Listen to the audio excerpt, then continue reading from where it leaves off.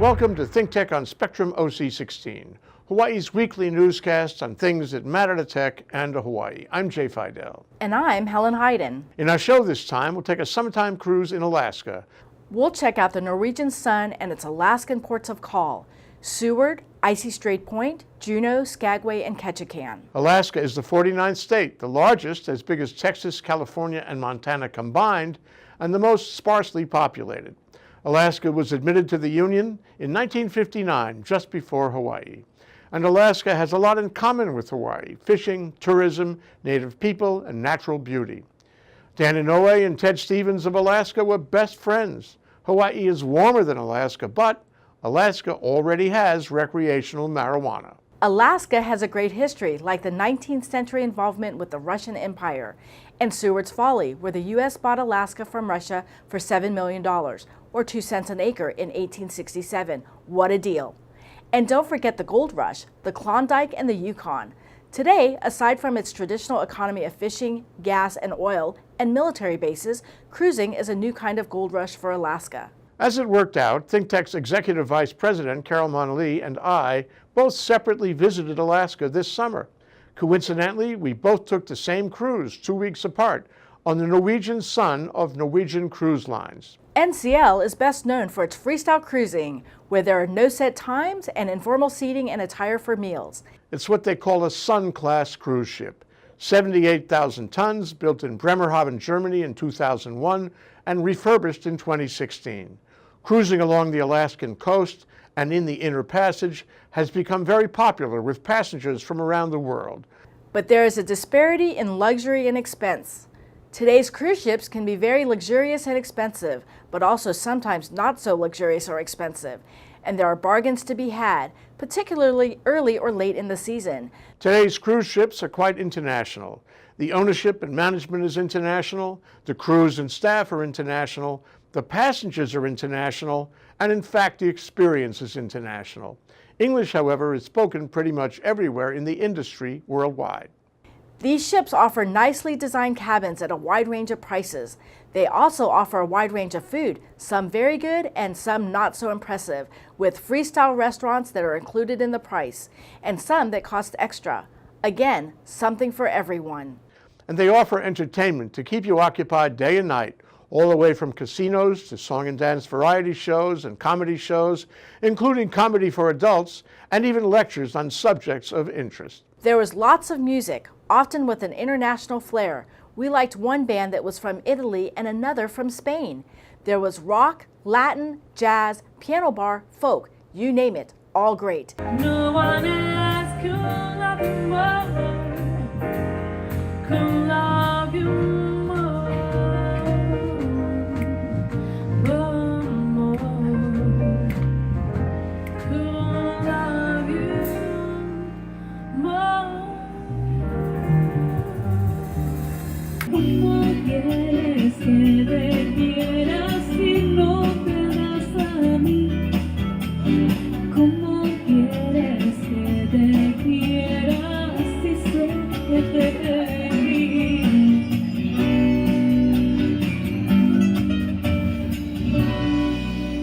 There were art auctions, jewelry sales, a spa, a basketball court, and multiple jacuzzis and swimming pools, although it's a little cold for that most days in July. And we are lucky enough to have a couple of these 911s on board. Now folks, this one is actually called Peace on Earth. Alright, it is a stunning artwork. You're getting the American flag with hearts, you're getting the Statue of Liberty, that symbol of peace and freedom. And this is going to be the very last one I have available to offer on the ship. Naturally, it is a mixed media, unique variation, signed in paint by the artist. Folks, this is CP230. The estimated retail price for this artwork is $15,200. Alright, $15,200. This is for one person in the room. I'm going to open up the bidding at only $13,000. In July, it can be rainy, cold, and overcast nearly every day. A coat, hat, and even gloves are helpful if you want to walk on the promenade and jogging deck. Even in July, the sun doesn't shine very often. There's a TV in your cabin, of course, as in a hotel. There were lots of videos on safety and the ship's schedule and routine. There were some good movies, and there were some news channels by which you could follow the reality show in Washington, D.C. if you dared, either on Fox News on the one hand or MSNBC on the other. Some say any vacation is better without either of them. Access to cell phone service and internet was more challenging and costly. After all, at sea you have to rely on satellite connectivity. The better alternative was to read downloaded Kindle books on your phone and wait until the ship put into port to get phone and wireless reception. That being so, you start to experience a certain feeling of isolation from the world. In some ways, that's a good thing. In others, well, it's isolation. For security, you got an ID card. This lets you into your room and on and off the ship and serves as a credit card for anything you want to buy. There were many things to buy, including additional food and drink, and a myriad of nickel-dime things on the ship. You could also buy an assortment of day tours, whale watching, and other excursions around the ports of call. And for that matter, a ticket on your next cruise. The ship started in Seward, a fishing town named after William Seward, the Secretary of State for Presidents Lincoln and Johnson, who advocated for the purchase of Alaska in 1867. The town is on the Kenai Peninsula and hard to get to. Seward itself is accessible by one road from Anchorage, about 100 miles away. That road ends at Seward.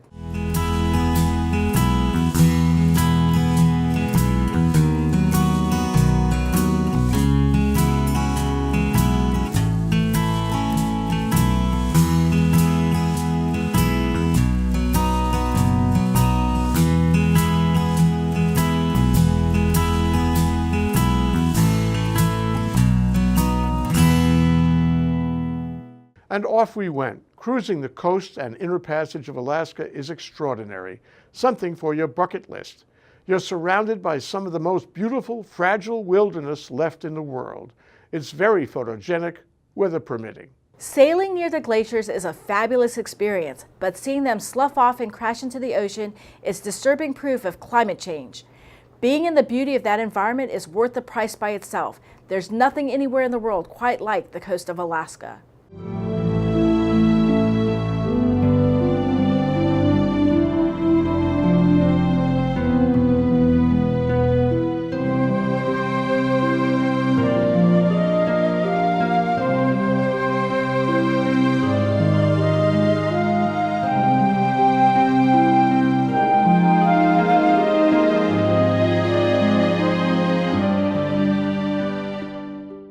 Every day or so during the trip, we put in at a port. Sometimes there were docks. Other times we just tied up on steel pilings offshore with long steel gangways from ship to shore. These facilities and the navigational skills involved in the landings were impressive. First, the ship stopped at Icy Strait Point, which is on a private island owned by the Tlingit Indians. They've done a great job in improving the islands for cruise ships. It's fun to get off and visit their town Huna, a cultural center and fresh out of the ocean crab restaurant, and to take a hike in the most beautiful tall tree woods anywhere. We met Harry, a shareholder of Huna Totem Corporation, which owns the island.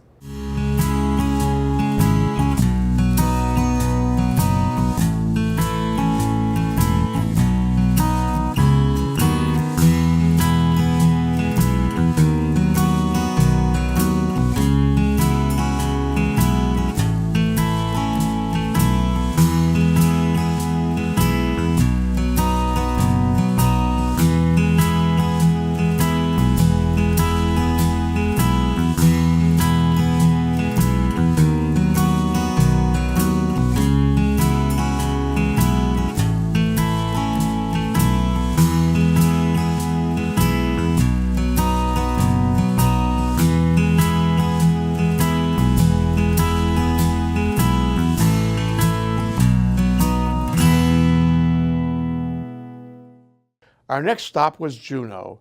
It was named after a French gold prospector and is now the capital of Alaska.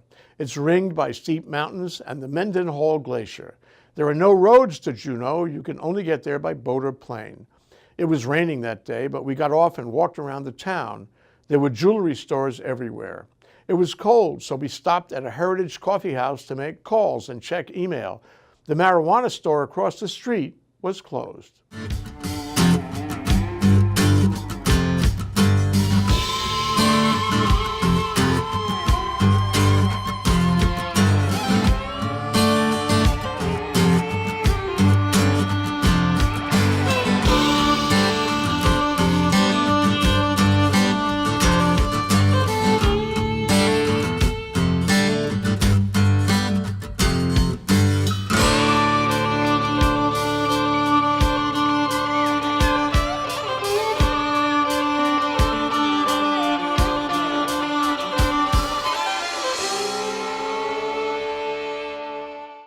The ship sailed east along the coast and then in the inner passage.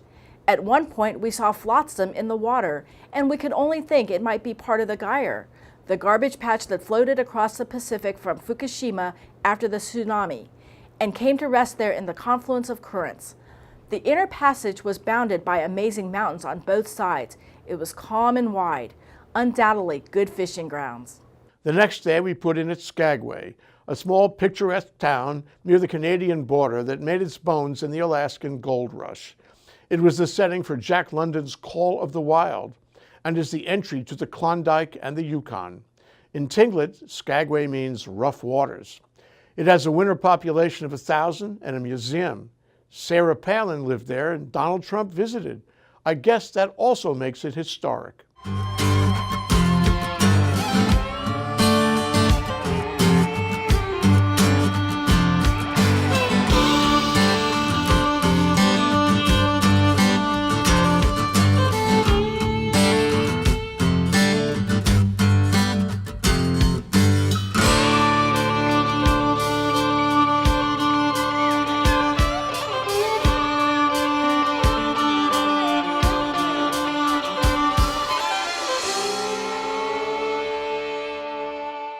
The ship's final port in Alaska was Ketchikan, a lovely town at the southeast point of the state and at the end of the inner passage. It had great shops and restaurants, especially Annabelle's on Front Street, where the salmon was truly world class. Again, there were many follow the tourist shops selling diamonds, golds, curios, and tchotchkes of every kind. Some are vagabonds. They move around the world and the seasons and set up wherever the ships are coming in.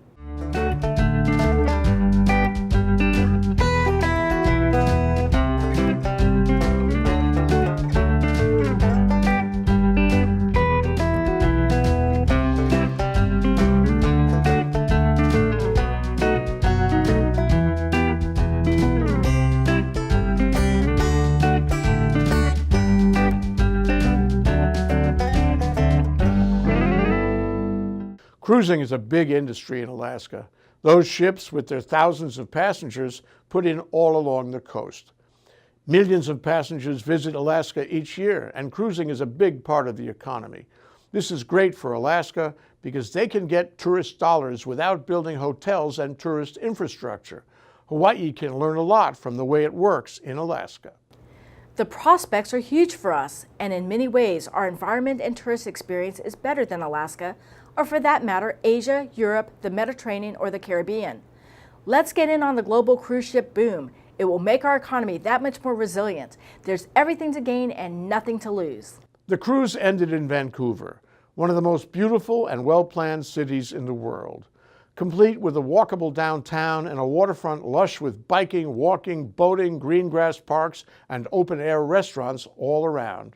It's a great people city, and there are many lessons Hawaii can learn from this too.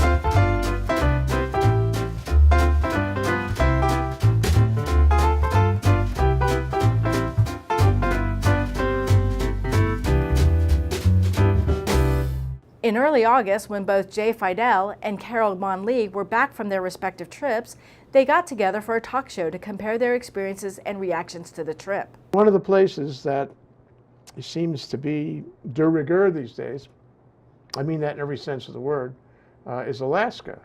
And the funny thing is, when I told you that I was planning to go Alaska, you told me that you were also planning to go Alaska, and like 1 week apart. Exactly. Same idea with the cruise ship, and for that matter, same cruise line, and for that matter, the same ship. Unbelievable. You're reading my mind again. Right. Same itinerary. Yeah. But I was in a different suite. I was in 9048. Do you remember your suite number? Your cabin 9048 is terrific. Yeah. Yeah, we were in 4302. Okay. That's right next to the water line. If the thing sank, we'd be the first Oh ones my to go. goodness. Yeah, Okay. yeah. Well, you knew where the lifeboats were, right? Our On station, deck 6. on deck 6, our station was G. What was your station? M. Okay. Now, she's talking about muster station. Exactly. And, you know, pursuant to SOLAS, that's the Safety of Life at Sea Convention, which I think is an outcropping of the Titanic, way back 100 years ago with the Coast Guard and trying to save lives at sea. They had this convention, and one of the things the convention requires, as adopted by the U.S., is that you've got to have, and the Coast Guard has regulations on this, is that you've got to have a muster drill. And that's what we did. That's what Right. you did, and that's what I did. And it's actually before the ship sails. Right. So if the ship sails at 9 o'clock, at 8 o'clock, pencils down, forks and knives down, if you're Right. having dinner, and you got to go and do muster. They were pretty serious about it, weren't they? Absolutely. But I think that's comforting, don't you think? Yeah. Yeah. You know, there's a deck 6, if Carol didn't mention it, is the promenade deck, which is like, you know, the old Titanic promenade deck. It's the one you can walk around the whole ship. Right. You know, 360 degrees. And I think it's 1,500 feet all around. And if you walk 3 times or so, you get to walk a mile. There's a plaque, and I don't know if you noticed, there's a plaque that says that. And so, you know, after every meal, it was our commitment, my wife and me, that we should walk around. We didn't walk a mile, but we walked at least once in order to, you know, digest and not be sedentary, because it's easy, am I right? It's easy to be sedentary. Very easy. And actually that deck, part of the deck was reserved for runners. Did you notice? The right side was for runners. Walking, running. Yeah. Exactly. And that's the deck where they had the muster drill. Right. And so you remember that because you pass under your letter every time you walk around. Oh, G. Right. I know G. That's where I'm supposed to be. So anyway, you know, cruising. Last time I cruised was 50 years ago, and that was in Lurleen, yeah. And I didn't really know what to expect. You know, if you asked me, you know, 2 weeks ago what to expect, I couldn't have answered the question. And I bet it's the same with you. It's you imagine things, but you don't know how it works. There's so many details, so many things you have to know and follow and learn, so many things you have to check every day. You wrote all your brochures. There's a lot of written material involved, a lot of information. It's not that easy. You have to follow the schedule, the ship's schedule. You have to make reservations in the various restaurants and for the entertainment and all that.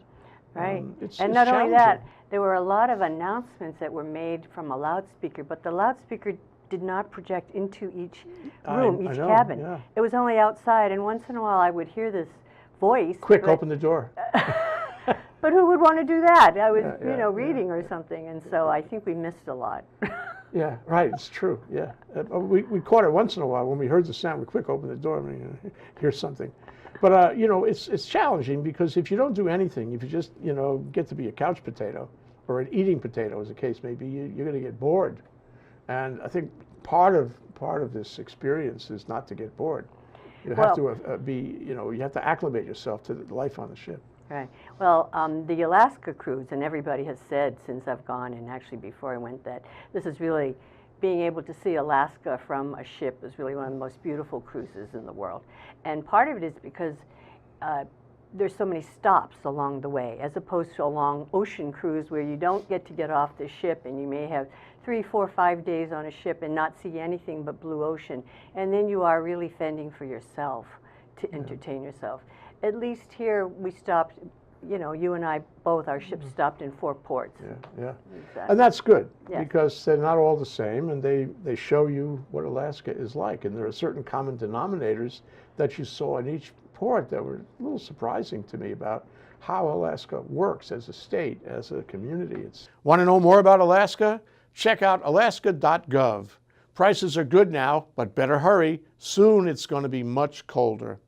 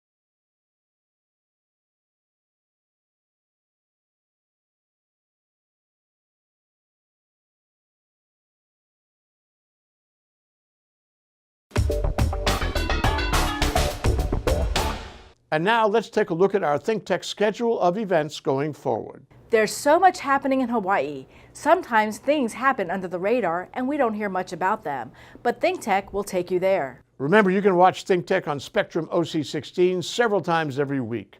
To stay current on what's happening in government, industry, academia, and communities around the islands and the world. ThinkTech broadcasts its daily talk shows live on the internet from 11 a.m. to 5 p.m. on weekdays. Then we broadcast our earlier shows all night long and on the weekends. If you missed a show or you want to replay or share our shows, they're all archived on demand on thinktechhawaii.com and YouTube. The audio is on thinktechhawaii.com/radio, and we post all our shows as podcasts on iTunes. Visit thinktechhawaii.com for our weekly calendar and live stream and YouTube links, or sign up on our email list and get the daily docket of our upcoming shows. ThinkTech has a high-tech green screen First Amendment studio at Pioneer Plaza. If you want to join our live audience or participate in our shows, write to shows@thinktechhawaii.com. Give us a thumbs up on YouTube or send us a tweet at ThinkTechHI. We'd like to know how you feel about the issues and events that affect our lives together in these islands. We want to stay in touch with you, and we'd like for you to stay in touch with us. Let's think together. You can call into our talk shows live. While you're watching any of our shows, you can call into 808-374-2014 and pose a question or make a comment. And now, here's this week's ThinkTech commentary. So this is the Hawaii Energy Policy Forum's 9th annual Hawaii Clean Energy Day. And this time, what? Pathways to clean transportation. Clean transportation. Why are you doing this subject now?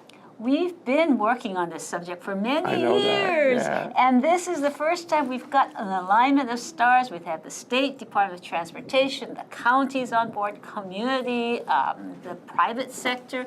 We hope everyone comes and gives input, because this year we want it to be conversations with and really get some action going. You know, it's not just energy. Transportation touches everything we do and everything we are. right. It touches our quality of life, our daily lifestyle, our children, and what they do, the community, the society, the economy. Transportation is the center of everything, That's Sharon. right. You move people, you move goods, you move the whole society, and if you can't move it, you're clogged up. So Yeah. is your economy, so is your quality of life. So And there's all it's these really issues. important. I mean, of course, energy is a big one, and that's your primary interest. But there's issues around, you know, the congestion, issues around, as you say, moving people and goods all around. There's issues about how much time you spend, how much money you spend, issues about where you can work, where you can live. You know, right. it's everything in life. And furthermore, it's open spaces, it's public spaces, it's creating new and better spaces, Right. and therefore a better city to live in. And it's all of us, and we're hoping to have a lot of people come in with their ideas, but productive ideas, so that we can actually move forward, not just talk about it or grumble about it, but do something about it. Yeah, And so it's we not hope to only a do matter that. of being informed, it's a matter of being informed to the point where you take a position, whatever it is, and take action, Right. you know? Commit to doing something about it. Yeah. Transportation leads us to pedestrian and friendly cities, right, that's which is right. what we've got to do. Right. We'll be right back to wrap up this week's edition of ThinkTech. But first, we want to thank our underwriters.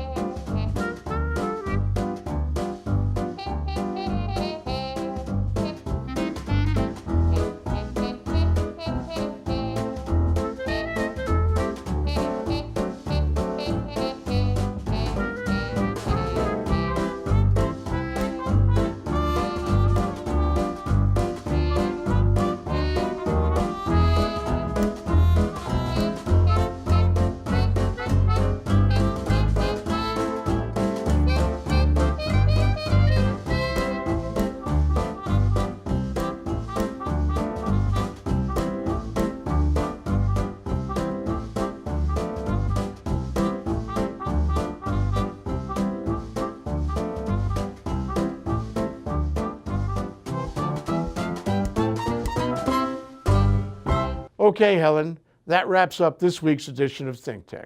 Remember, you can watch ThinkTech on Spectrum OC16 several times every week. Can't get enough of it, just like Helen does. For additional times, check out oc16.tv. For lots more ThinkTech videos and for underwriting and sponsorship opportunities on ThinkTech, visit thinktechhawaii.com. Be a guest or a host, a producer or an intern, and help us reach and have an impact on Hawaii. Thanks for being part of our ThinkTech family and for supporting our open discussion of tech, energy, diversification, and global awareness in Hawaii, and sometimes in other places like Alaska. You can watch this show throughout the week and tune in next Sunday evening for our next important weekly episode. I'm Jay Fidell. And I'm Helen Hyden. Aloha, everyone.